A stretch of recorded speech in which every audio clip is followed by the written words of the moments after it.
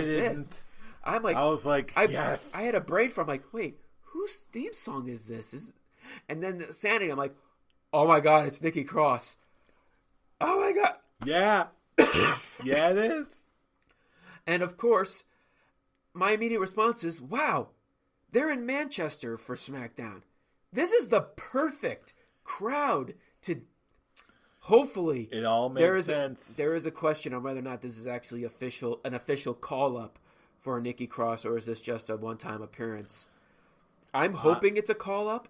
I'm actually hoping it's a one-time appearance for no other reason than to refresh the crowd for when they want to do this match again.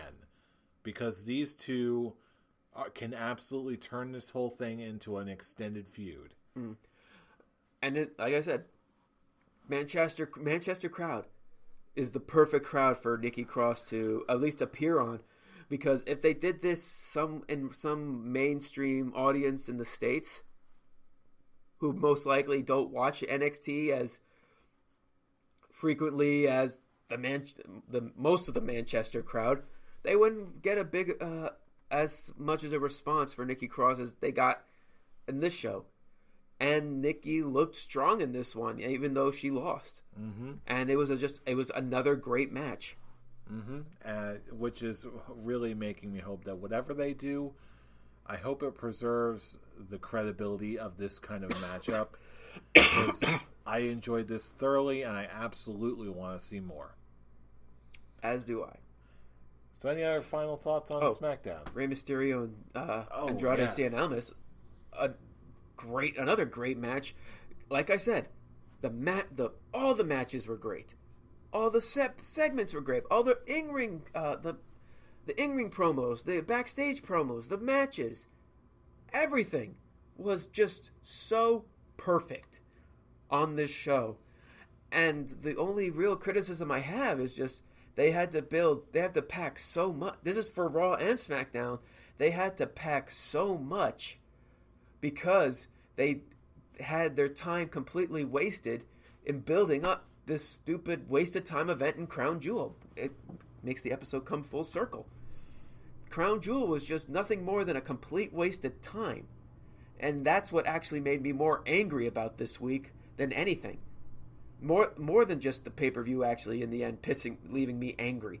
It's just the fact that it was all completely pointless and it just halted time that you could have built for a great card that you already have for Survivor Series.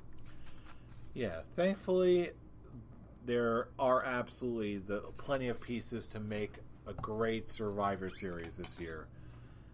And I'm absolutely looking forward to finally, now that we're free from everything else, the Go Home show next week where we finally put our monies and our thoughts and our titles where our mouths are, and we can finally do our Survivor Series prediction show. But until that, now you've heard from us. Now we're turning it over to you, our listening and viewing audience. Let us know what you think. What were your reactions to Crown Jewel? What did you think of this week's Raw and SmackDown? Who is going to be the man or men or ladies, whatever, going forward? We want to hear from you. So, of course, let us know any number of places all across the internet. If you're on Facebook, give us a like on our page, The Scholars of Wrestling Show. If you're joining us on YouTube, thumbs ups, likes, subscribes, all that good stuff. You know what to do. And, of course, if you want more fun, you can join us on a more personal level on Twitter, starting with our main page at ScholarsOW for all the latest episode uploads. If you want to join the discussion and follow along with the live tweets on all the major shows, you can follow us on our regular Twitter accounts. You can follow Scholar Brian at Atomic Beanpole, who will be joining us next week. Champ, where can they reach you? You can reach me at the Avataric. And you can reach me at I'm Robbie Rage. Join us in the conversation. Join us for all the fun. It's always a good time, guaranteed, except for when it's not. But in the meantime, you know who we are. We are the Scholars of Wrestling, and you have just been schooled. You're welcome. See you all for the prediction show next week.